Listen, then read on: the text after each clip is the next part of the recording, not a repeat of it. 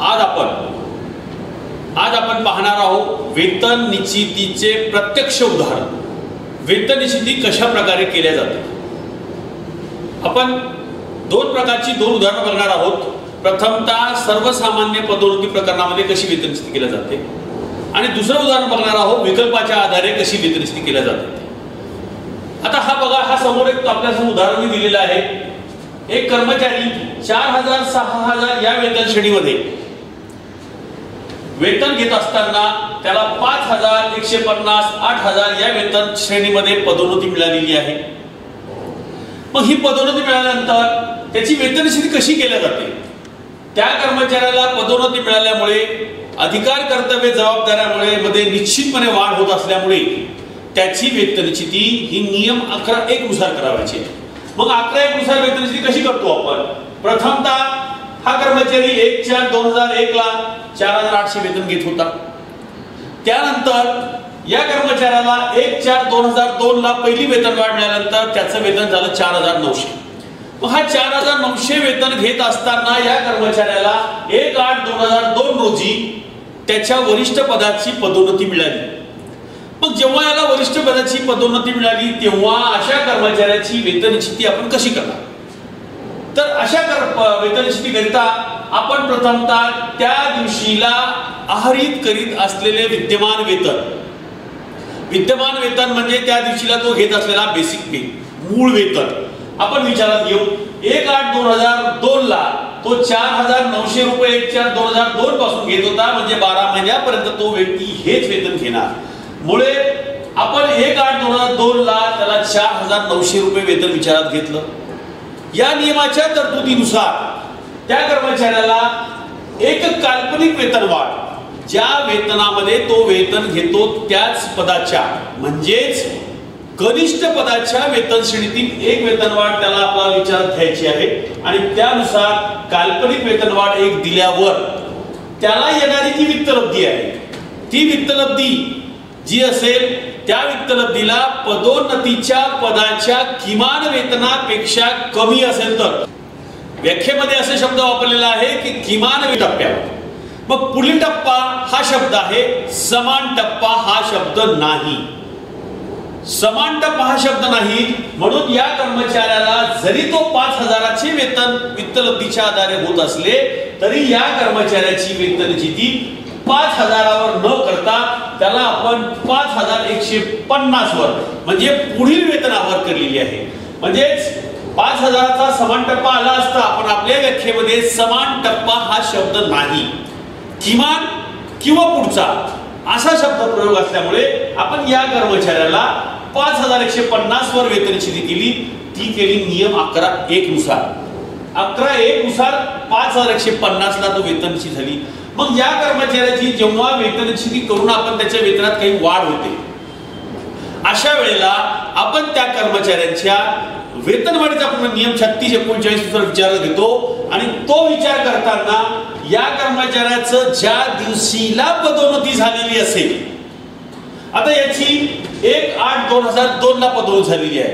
मग 1/8/2002 ला जर पदोन्नती झाली असेल तर त्याच्या 12 महिन्याच्या सेवेनंतर त्याला पुढची वेतनवाढ देय ठरते। म्हणजेच त्याला 1/8/2003 ला वेतनवाढ ठरेल। याच्या नंतरच्या पुढच्या सर्व वेतनवाढी हा कर्मचारी 1 ऑगस्ट रोजीच आहरित करेल। हा झाला सर्वसामान्य परिस्थितीमध्ये वेतन निश्चिती करावयाचा प्रकार। अशा प्रकारे आपण वेतन निश्चिती करतो। तो जर कर्मचारी 4800 ला असता एक वेतनवाढ दिली असती तो 5 वर फिक्स झाला असता, 5 वर निश्चित झाली कारण तो किमान पेक्षा कमी आला असता। इथे किमानवर आपण आलेला असल्यामुळे 5150 वेतन केले आहे। आपण दुसरं उदाहरण आता विकल्पाच्या आधारे बघू। महाराष्ट्र नागरी सेवा वेतन नियम 15 मध्ये विकल्पाच्या आधारे वेतन निश्चिती करण्याची स्पष्ट तरतूद केलेली आहे। महाराष्ट्र नागरी सेवा वेतन नियम 15 मध्ये विकल्पाच्या आधारे वेतन निश्चिती करण्याची स्पष्ट तरतूद केलेली आहे। त्या आधारे आपण विकल्प देऊन 6/11/84 ला जो शासनाने शासन निर्णय काढला आणि त्या आधारे कर्मचाऱ्याला आपली वेतन निश्चिती विकल्प देऊन पुढच्या वेतनवाढीच्या तारखेला जर त्याला कुठल्या वित्तलब्धीमध्ये फायदा होत असेल तर तो व्यक्ती त्या आधारे विकल्प देऊन आपली वेतन निश्चिती करू शकतो। परंतु शासनाने 6/11/84 शासन निर्णयामध्ये स्पष्ट तरतूद केलेली आहे की विकल्प कुठल्याही परिस्थितीत त्या कर्मचाऱ्याने 1 महिन्याच्या आत, घटना घडल्यापासून 1 महिन्याच्या आत दिलेला असला पाहिजे. कार्यालय प्रमुखाने तो स्वीकृत केलेला असला पाहिजे, तरच तो विधिग्राह्य ठरतो, अन्यथा तो रद्दबातल ठरतो. म्हणजेच 1 महिन्याच्या आत विकल्प सादर करावायचा आहे आणि कार्यालय प्रमुखाने तो मंजूर करावायचा आहे. आता जर तुम्ही तो दिलेला असेल तर त्याप्रमाणे आपण त्याची वेतनची कशी होते ते आता या उदाहरणाच्या आधारे बघू. हा कर्मचारी आहे, 4,000-6,000 या वेतन श्रेणीमध्ये हा वेतन आहरित करत होता. त्याचं वेतन 1/8/2001 ला 4,900 आणि 1/8/2002 ला 5,000 होतं. त्याच्यानंतर त्याची 1 जूनला पदोन्नती झाली. मग पदोन्नती झाल्यानंतर त्या कर्मचाऱ्याच्या लक्षात आलं की माझी ऑगस्ट महिन्यामध्ये वेतनवाढ आहे आणि मी जर ऑगस्ट महिन्याच्या वेतनवाढीला विकल्प दिला, माझी वेतन निश्चिती करण्याचा विकल्प जर मी 1/8 दिला तर माझ्या वेतनामध्ये निश्चित फायदा होतो. मग अशा प्रकरणामध्ये जर त्या कर्मचाऱ्याने विहित कालावधीत पदोन्नतीपासून 1 महिन्याच्या आत, पदोन्नतीपासूनचा अर्थ पदोन्नतीचा आदेश निर्गमित झाल्यापासून 1 महिन्याच्या आत, तर त्यांनी तो विहित कालावधीत अर्ज दिलेला आहे असं गृहीत धरून आपण हे उदाहरण बघू. त्याला मिळालेली जो लाभ होता तो 1/6 मिळाला होता. 1/6 मिळालेला लाभ त्यांनी 1/8 पासून घेण्यासाठी विकल्प दिला. त्यांनी विकल्प दिला, कार्यालय प्रमुखाने तो स्वीकृत केला. मग अशा परिस्थितीमध्ये आपण त्याला प्रथमतः काय करू, 1/6/2003 ला त्यांचं विद्यमान वेतन श्रेणीतलं वेतन होतं 5,000 रुपये.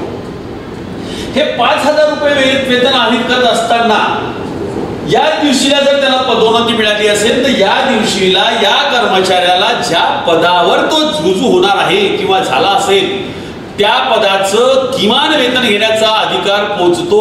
म्हणून त्याला नियम 11(2) नुसार या दिवशीलाच 5,000 वेतन मिळेल. इथे जर 4,900 असतं तर कदाचित तरी 5 मिळालं असतं. म्हणजे 11(2) नुसार त्याला या वेतन श्रेणीच्या किमान एवढा वेतन घेण्याचा अधिकार आहे. मग त्यानंतर त्याला जेव्हा केव्हा त्याची वार्षिक वेतनवाढ देय ठरेल. आता या कर्मचाऱ्याची वार्षिक वेतनवाढ आहे ऑगस्ट महिन्यामध्ये. मग या ऑगस्ट महिन्यामध्ये जेव्हा आपण वेतनवाढ मंजूर करू तेव्हा त्याचं पे 5,000 + 100 म्हणजे 5,100 असं होईल. मग 5,100 ही वेतन झाल्यावर त्यांनी वेतन निश्चिती करण्याचा विकल्प दिलेला असल्यामुळे पहिल्यांदा वेतनवाढ मंजूर करा.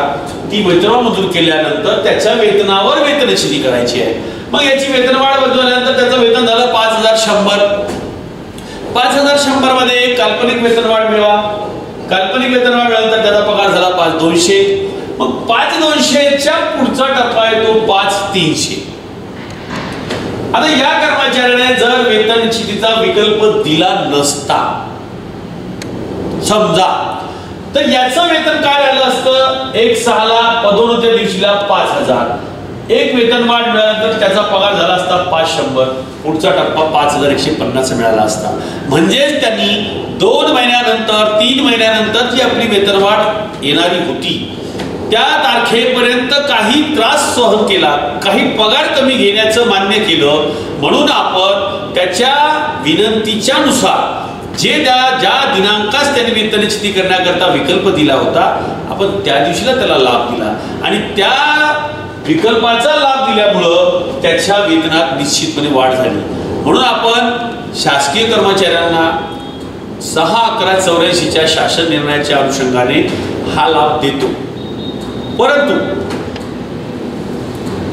शासनाने हा लाभ फक्त स्थायी अस्थायी कर्मचाऱ्यांना त्याच्या दैनंदिन पदोन्नती प्रकरणामध्ये, कालबद्ध पदोन्नतीमध्ये हा लाभ लागू केलेला आहे.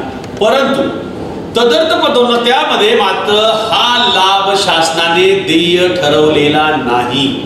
जर कर्मचाऱ्यांना तदर्थ पदोन्नती मिळालेली असेल, एक स्तर आदिवासी विभागातील पदस्थापना हा तात्पुरत्या स्वरूपातला मिळालेला लाभ आहे. त्यामुळे या प्रकरणामध्ये कर्मचाऱ्यांची वेतन निश्चिती जरी 11(1) नुसार होत असेल तरी सुद्धा या प्रकरणी त्यांना या शासन निर्णयाचा लाभ देय ठरत नाही. ज्यांनी चुकून असा लाभ घेतलेला असेल तर तो वसूल पात्र ठरतो. जेव्हा केव्हा हे कर्मचारी नियमित पदोन्नत होतील किंवा त्यांच्या तदर्थ पदोन्नत्या शासन स्तरावरून नियमित केल्या जातील त्या दिवशीला अनुषंगिक विकल्प देऊन वेतन निश्चितीचा लाभ त्यांना शासन मंजूर करेल. हा झाला कालबद्ध पदोन्नतीच्या अनुषंगाने, नॉर्मल पदोन्नतीच्या अनुषंगाने, एक स्तरच्या अनुषंगाने किंवा या अनुषंगाने जे काही तुम्हाला वरिष्ठ वेतन श्रेणीचा लाभ घ्यायचा असतो तेव्हा विकल्प देऊन वेतन निश्चिती कशी केल्या जाते हा उदाहरणासह मी आपल्याला हा विषय समजून सांगितलेला आहे. याच्यामध्ये हा जो विकल्पाचा भाग आहे हा वरिष्ठ वेतन श्रेणी जेव्हा एखाद्या कर्मचाऱ्याला लागू होते, विशेषतः शैक्षणिक विभागातील त्यांना, निवड श्रेणी लागू असेल त्यांना, उपजिल्हाधिकारी संवर्गातील अधिकारी त्यांना जेव्हा निवड श्रेणी लागू होते किंवा वरिष्ठ श्रेणी लागू होते त्यांना, या सर्वांना विकल्पाचा लाभ लागू होईल. परंतु जर एखाद्या कर्मचाऱ्याची नियुक्ती असेल, मग ती परीक्षा देऊन नियुक्ती झालेली असो किंवा प्रथम नियुक्ती असो, अशा कर्मचाऱ्यांना मात्र विकल्पाचा लाभ देता येत नाही. जसे महाराष्ट्र लोकसेवा आयोगाची महाराष्ट्र वित्त लेखा सेवा परीक्षा उत्तीर्ण करणारे कर्मचारी हे जेव्हा शासकीय सेवेमध्ये एका शासकीय सेवेतून दुसऱ्या शासकीय सेवेमध्ये प्रवेश करतात, संवर्ग बाह्य पदावर जातात, तेव्हा त्यांच्या अधिकार, कर्तव्य, जबाबदाऱ्यात वेतनात वाढ जरी होत असली तरी सुद्धा या कर्मचाऱ्यांना विकल्प देण्याची तरतूद नाही. 7व्या वेतन आयोगामध्ये कर्मचाऱ्यांचे वेतन वाढलेले आहेत, सुधारणा झालेल्या आहेत. 7व्या वेतन आयोगामध्ये सुद्धा आपल्याला विकल्प देऊन आपल्या वेतन निश्चित्या करण्याच्या तरतुदी ह्या जुन्याच कायम आहेत. त्यामुळे त्याच्या वेगळ्या आणि अर्थ काढण्याची आवश्यकता नाही. 7व्या वेतन आयोगामध्ये आपली वेतनवाढ जुलै महिन्यामध्ये शासनाने कायम केलेली आहे.